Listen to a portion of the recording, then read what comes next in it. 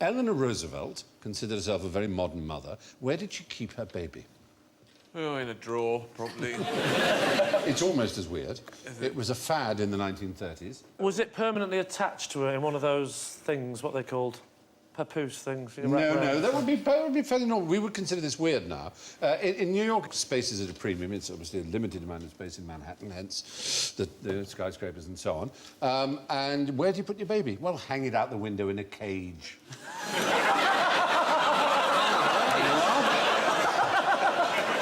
The baby cage. It caught on for a while. Was this the question that Michael Jackson was trying to answer? We probably... It is a bit disturbing, the baby cage. But there were 12 of them in Poplar in London. They died out during the Blitz, because obviously they're not suitable for the Blitz.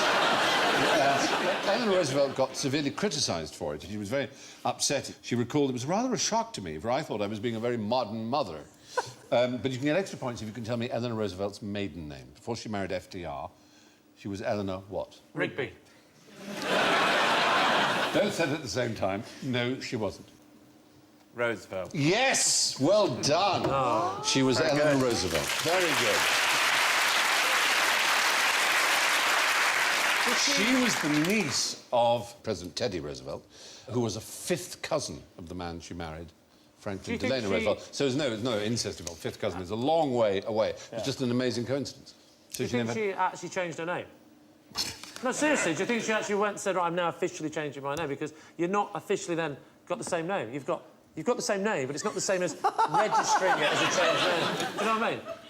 Do you know what I'm saying? Well, you should be the reason I ask, do you know what I mean? Because I'm not sure I do. No, I was going to say... Do you see what I mean? I sort of know what you mean. That she missed out. She missed out on the excitement. Nobody knows what you mean. She missed out on the excitement of saying, I'm not going to try out my new name. Maybe she might have written her signature in a different way. Question on parenting. What's the best thing to do about a crying baby? Call the NSPCC if it's next door. Move, I think, if it's next door. Or if it's on a plane, put it in a soundproof box.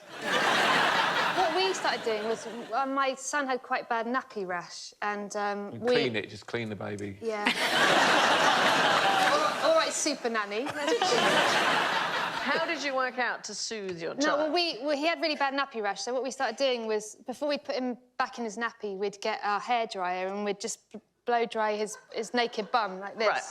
And then that started to work too well. Yeah. And Burns? No, it wasn't. No, then we realised that if we just blow dried his balls with our hairdryer, he would go to sleep like that. And the trouble is now Sounds like a very good idea. You could rig it up on a sort of a hook at the end of the bed. I'm thinking for myself now. I'm saying this out loud, aren't I?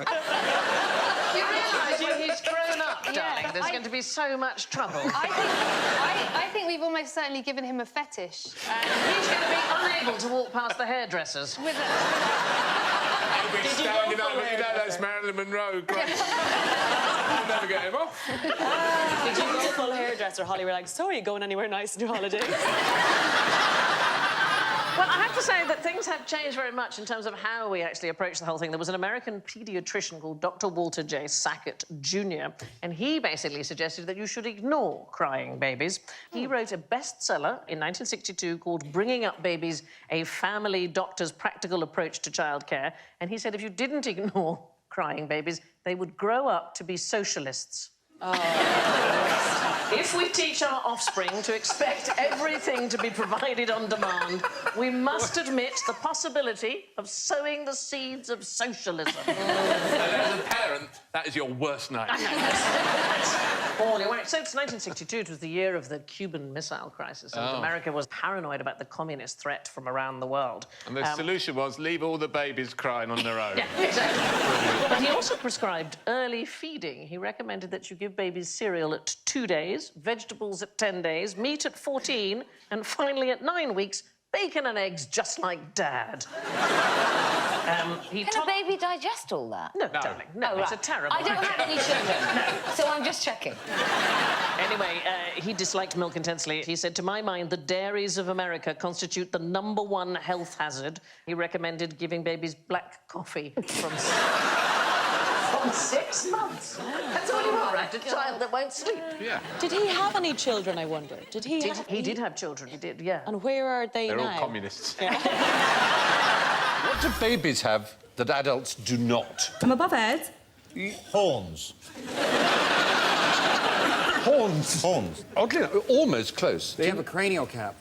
They have a divot there that you can store things in. But the bones in the head haven't fused together yet, have they? They haven't. Not only in the head, that's the point. They're completely spongy babies. You can bend them pretty much like plasticine. You can just like make. If it's an ugly baby, you can just make it slightly better looking. You know, just give it horns if you want. What's the protocol for when you see a really ugly baby? Do you I'll know? tell you, people show you their babies on their phone now, and it's like a cashew with some hair coming out of it. The thing to say is, nice phone.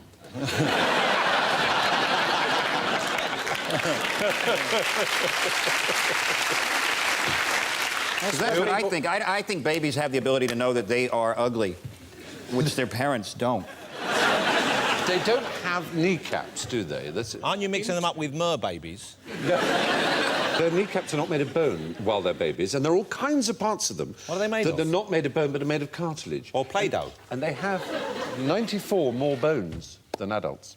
No, they don't. Whoa. Yeah. You're making They do. this up. No, no. A baby's body has about 300 what are called soft bones that haven't actually formed bone material. They are actually cartilage, a sort of soft, gooey thing. And they eventually fuse to form the 206 bones of the average human body. Where are a quarter of those bones housed? Foot. In the feet. The feet is feet right answer. Yeah, a outside. quarter of your bones. 52. Very good. Yeah. Very good. How long do you have to wait for your baby to harden? It's in the natural course of You things. put it somewhere like with Airfix kits. I used to put them in the airing cupboard. I mean, Kill. Bake it. you fire the baby. What music can you play to your children to make them brainier? I'm not going to be lured into saying any of the major classical composers, because that's what's sold to the parents of small children, that if you play them Mozart or Beethoven or Bach or something, you will make them smarter. Yes, you're absolutely right. We obviously hoped, because we had a little forfeit lurking behind the screen that said Mozart, because people seem to have it in their heads that they read somewhere once in some newspaper that apparently there's little Mozart. That Mozart... God, you could slap him, couldn't you? Oh, no! Spoiled little brat. He was on the tour, he was touring there in He Europe was at that working. age. He He was a was hard dragging his worker. arse. He was doing the clubs, basically, albeit they were the clubs run by the crowned heads of Europe. Yes, the Bourbon Club and the Hohenzollern Club. Yes, the fact is there is no evidence at all for the idea that playing Mozart to a baby makes I them thought you were supposed to more play intelligent. natural sounds because the noises of contemporary life are extremely destructive and create behavioural difficulties. So that's why you mustn't have the television on until they're 4 or something like that. Oh, Yeah, I hadn't heard that That is particular not one. how parenting works, my friend. You have the television. You train them to like the television as quickly as they possibly can. Because there was no ADHD until TV was invented. They're kind of coincide. They're happy with HD, my friend. But is there music that makes them cleverer? Well, no, you see, there was some study, which has since been debunked by many other studies, which claimed that the IQ went up. But it was only done to students, not to children. You can't test any of these things on children because you'd have to have a control group as such. You'd have to have a baby that you're not playing Mozart to in the hope that the child is stupider. And that's a tough sell to parents to say, we'd like to test your child by denying him any intellectual stimulation and hoping that he turns out dumb in the end. But not if you said we'll look after it 24 hours a day for the next 6 months to test this. Yeah, and people would be quite happy to hand them We'll over give then. him money. But presumably if you just play the child educational songs, like 1 potato, 2 potato, they'd at least learn that. That's true. And could count potatoes. Important life skill. Growing up in Ireland, that was vital. Oh, 1, 2, that seems to be it. We better go to America. Finished. Do you know about the English Mozarts? Do they mean anything to you? Have you... McFly. Very, very popular. High quality, high quality. You know, there were two chaps around. One was Thomas Lindley. He beat Mozart by playing a concerto at an earlier age even than Mozart did.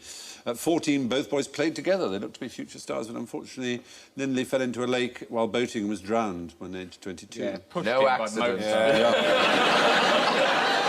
Also, because there were no recordings. It's all very impressive to say who played a concerto age, whatever. It might have been rubbish. Do you know what I mean? It's just like... No, he travelled and they were the sensation of the age. The other one was Samuel Wesley, but most of his genius was suppressed when he banged his head and suffered from mild brain damage for the rest of his life. Tricked by Mozart. Yeah, I was going to say, there seems to be a pattern emerging. Can you name a body part that babies are born without? It's a... Yes. Remorse. Fair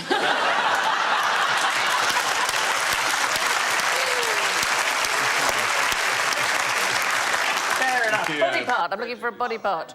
Teeth? Yeah, it is their permanent teeth. A lot of people think that they are born without kneecaps. That is not the case. I've never... That's not a thing that people think, do they? Yeah, because they don't show up on X-rays. What? They've got invisible knees. They're made of cartilage. Up until about 3 to 5... So there you are. You can see that you cannot see, as it were. I can smell that nappy from here. I just... It's not until you're 10 or 12 that you have a firm kneecap, and that's why it doesn't hurt so much when you fall when you're younger, because it is sort of cushioned. That's amazing. In fact, the human fetus, when it's in the womb, it's almost all cartilage. It's a bit like a sort of giant ear. But it is the permanent teeth. They take a while for the baby teeth to fall out. Begins at around the age of 6. Anybody know, 2017 UK survey, what's the average amount the tooth fairy leaves for a tooth? Cheek. Yes. I'm going to £2. It's 88p. Oh, OK. Who leaves 88p for a...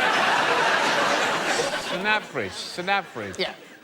Ostriches are the only animals in the world that have a double kneecap. They have an upper kneecap, which looks like that of most species, but also has a lower kneecap. Anybody know why? Nope. No, that's correct. Nobody knows why. Is it to do with trying to take off, like the amount of weights when they used to fly? Well, if you could figure it out, everybody would be thrilled. Dedicate my life. That's it. What do newborn babies like best? Well, as a mother of a newborn, I'd like to say crying. Crying. The thing is about babies crying is you just think, what have you got to cry about?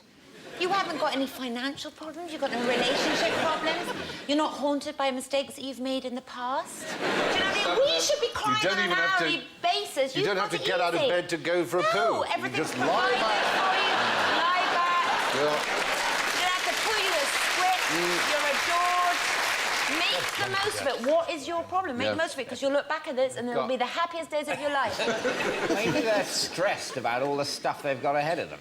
Yes. Maybe they can pick up on the stress of all the adults, sort of going, oh my God, this is a nightmare. I mean, it's OK now, but this is going to get worse before it gets better. One day, if I'm not careful, they're going to say I'm not allowed to shit in my bed anymore.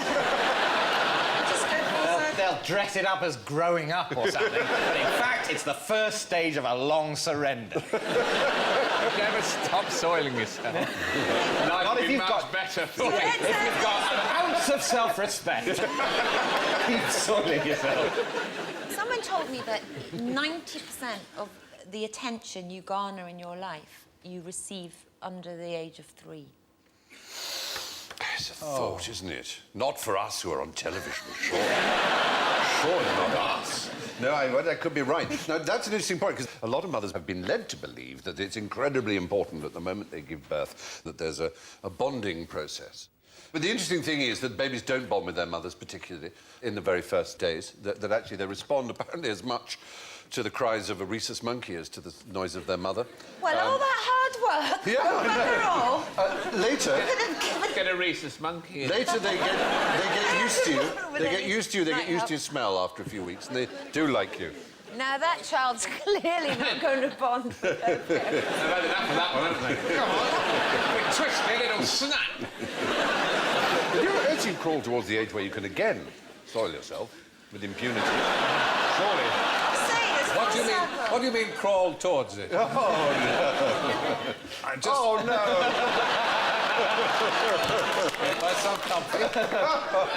I'm lucky I have the incontinence pads. Yeah, I'm so pleased. Is there a tenor gentleman? Is it only tenor lady? That's a thing. Why is it, in those ads, what is it about laughter that makes women wet themselves?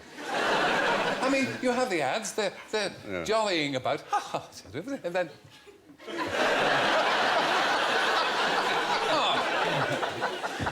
It is odd. I like it when babies saw my nephew, when he sawed himself, he put his hands on the high chair like that.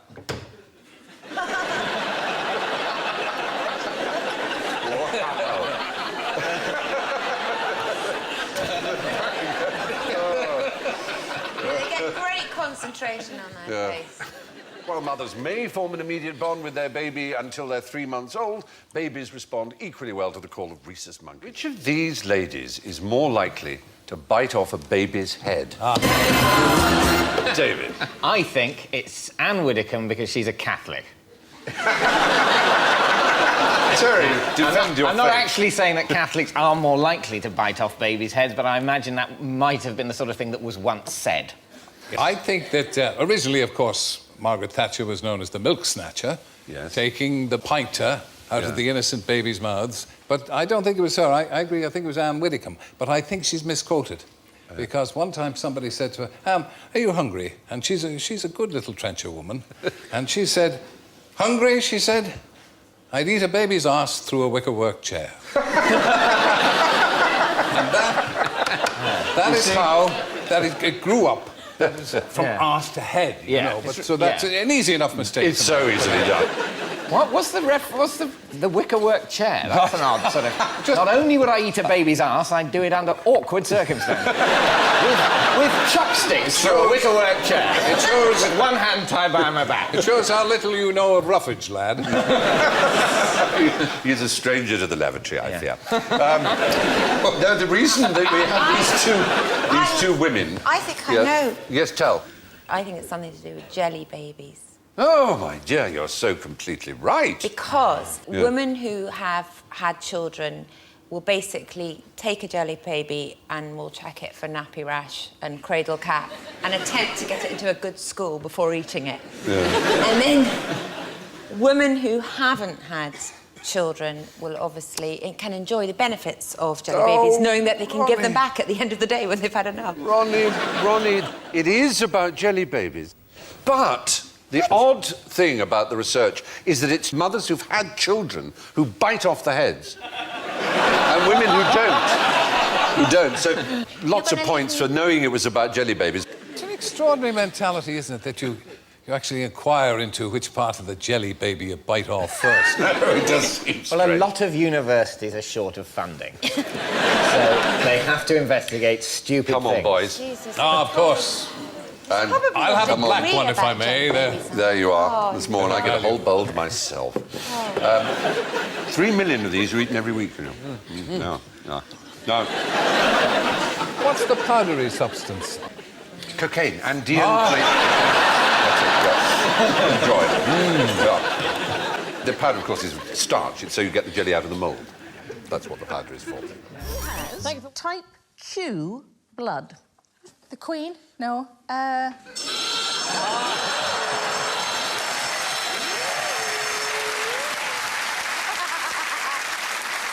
Is it a trick? It is Is it an animal? It is an animal, yes. Can you undo that bloody ringer then? No.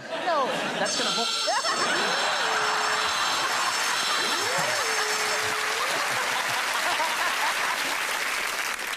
It's an animal. It is an animal, darling. Dog, rhino, giraffe. Dog, Dog, rhino. So it's horses. Well, I was close then. Not really. No, you weren't. Dog, rhino, giraffe, no. No. If you put all them together, that's an horse. So humans have two types of antigen, so that's the protein that can cause an allergic reaction. You can either have one or both or neither, so you could have A blood, B blood, AB, or type I don't know anything about blood. Horses have 7 different antigens, so they have 7 different blood groups. Type A and type Q are the most common. I don't know why they haven't done them alphabetically. Yeah, why not A to G? I don't know. Then there's C, D, J, P and U. I've no idea what that's about. Well, maybe that's the horse alphabet. Maybe that's how they do. Oh. So where do we get horse blood from? The inside of a horse. No alarm for that. I was going to say that and I thought, that's a bloody alarm. I'm not going to say it. You said it, no alarm. No alarm because he was right. Oh. Yeah.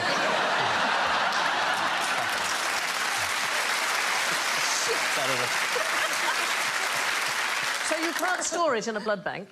So the Royal Veterinary College at the University of London, they keep 4 horses on site, and their entire job is just to donate blood. Do they get a cup of tea and a biscuit? They do. They're currently called Miller, Darcy, Freddie and Sonny. I remember when my daughter was born and we donated to... You donated it? Yeah, we donated it. I've got 5 kids. I was like, someone else have this one. No one for blood. But you can donate the umbilical cord. Yes. Anthony Nolan, I think the charity's called, and they're like vampires. They're at the door, like, waiting. Have they had it yet? Have they had it yet? Have they had it yet? We're like, we're busy having a baby, mate. I mean, I wasn't busy, obviously. I was playing Football Manager, but... It's worth doing. There was an Australian gentleman called James Harrison. He used to be known as the man with the golden arm. And he saved 2.4 million babies by giving blood nearly every week for 60 years. Shut up. It's got your... Oh, yes!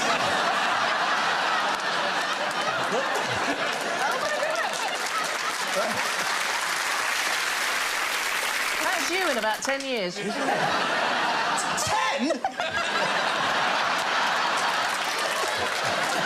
He was an amazing guy. So his blood contained disease-fighting antibodies which fight rhesus disease. That's when the blood of pregnant women attacks their unborn babies. He was awarded the Order of Australia, which is the country's highest honour, in 1999. And he made over 1,000 separate blood donations and saved 2.4 million babies. Wow. Wow. I know. Legend. That's amazing. Makes the rest of us look, you know, like we've done nothing.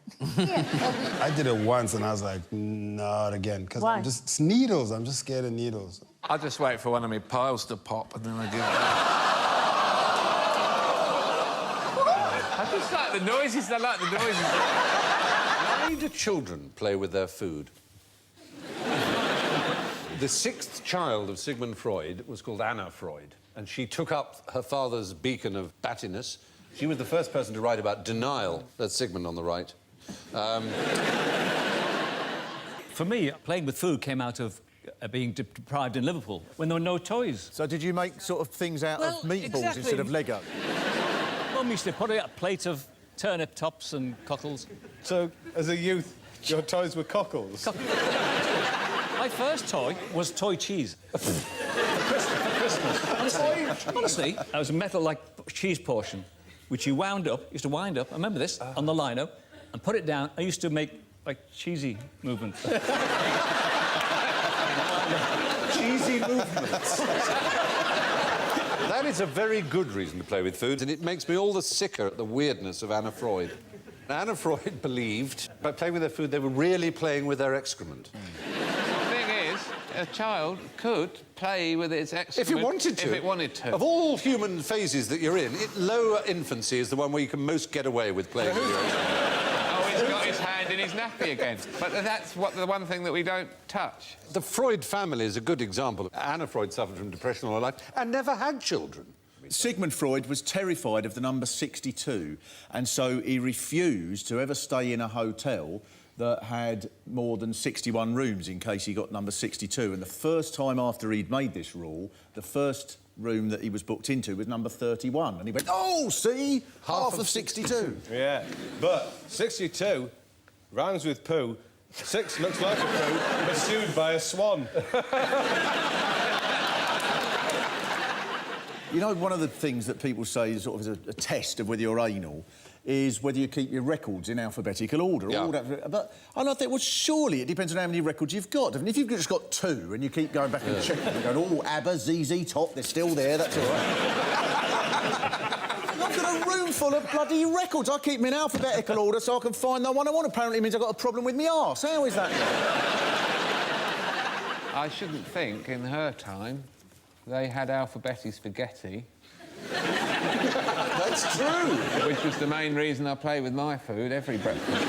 I just insert my meatballs up my arsehole whenever they turn up on the plate. And if they want to call you anal, it's up to them. It's in their court. The ball is in their court. The ball is up your arse. Ineffably, imponderably stupid and wonderful. Who talks like an illiterate 4-year-old? Come on. Buzz, buzz, buzz. The buzzer works.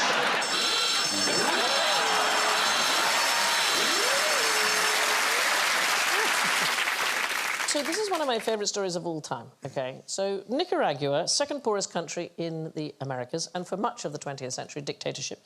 And they only had 7 special education schools, and deaf children in the country were very largely isolated at home. Then in 1979, you get the new revolutionary government, and they decide they're going to do a widespread programme of public education. And all of these deaf children who had been isolated come into schools for the very first time. Those aren't the deaf children, are they? Those are Sandinistas, darling. Those are not the deaf children. Okay. But these kids were now together, and in the playground and on the school bus and in the football field and so on, they started creating their very own sign language, and they often used gestures which they completely made up themselves, and it evolved its own vocabulary, and the children started conjugating, so they would do different sign for he writes and they write, and this is small children creating a language so that they can speak to each other, and it is the only language that we have ever seen emerge in a vacuum. But do you not think it's remarkable? Yeah. So this is small children, small illiterate children deciding they wanted to communicate and creating an entire language. There are other, what we call conlangs, so constructed languages, where people have come up with them from scratch, but none of them become all that popular. The first major con language was Volapük. It was designed in the late 1870s by... What was it called again? Volapük. I think I know why that didn't catch on. It started by a German priest called Johann Martin Scheier. That's him on the right there. And the one on the left is a Russian called Zamenhof, who in 1873 came up with Esperanto, which you must have heard of, which is another conlang. But I like this thing of inventing new words, of language being on the move. So my mother uses a word that I don't think exists. She says ackle all the time. So if something needs fixing, she says, I've just got to ackle the dishwasher. So it's a... Has anybody else got a word that they use? I ain't got a word, but I've got a language. You've got a language? Yeah, Okay. backslang. Backslang? Yeah. Go on, then. So if I was to say, other God, mother God, God, God, other God, cover God, be forgive, live forgive, other God, forgive, we forgive, you forgive. Can you smell toast? You keep going, darling. Get the medic, get the medic. The first 24 hours is Is it a bit like essential. Pig Latin, then? Is it a bit like... I don't know. Ucedi We Orde? called it backslang. A lot of kids used it in, like, the 80s and 90s. It was like... But to just move the bit of a word Yeah, it's behind like it. moving a bit of word and a bit of words around, and then you know, you just cover kind of go have a go, have a go, cover go, for save go. What are you saying there, then? Can you not hear what I'm saying? You've go, cover go. Right, so someone here, Torvagals, Bavagat, Slavagan. I'm not the only mad arse in here, am I?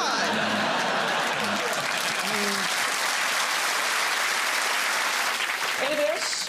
Any words? I'll tell you an interesting fact about Esperanto. Oh, good. There was a feature film... In Esperanto? In Esperanto. Do you know who it starred? William Shatner. It's called Incubus. It was a horror film.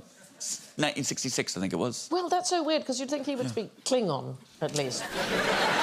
Predated Star Trek. I mean, Klingon is extraordinary. That was invented by a single man. Mark Ockran invented Klingon for the Star Trek series. Yeah. There was a linguist in the 1990s called Dr. Armin Spears, and he tried to raise his child as a Klingon speaker, right? So for the first 3 years, he just spoke to him in Klingon, and his mother spoke in English. And after 3 years, he realised it was a bit tricky, because there's some words in Klingon that don't exist, like nappy, bottle... And then he realised... Surrender. Is there a word for social services? 3 years into this experiment, the kids stopped listening to him. I think he probably says more like...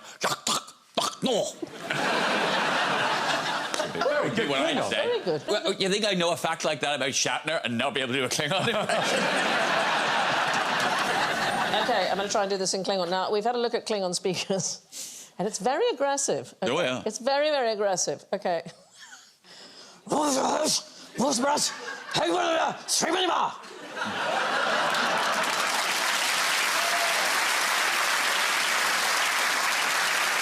Anyway, apparently, what I'd written down but may have not said is, when it comes to inventing new languages, let the kids take care of it.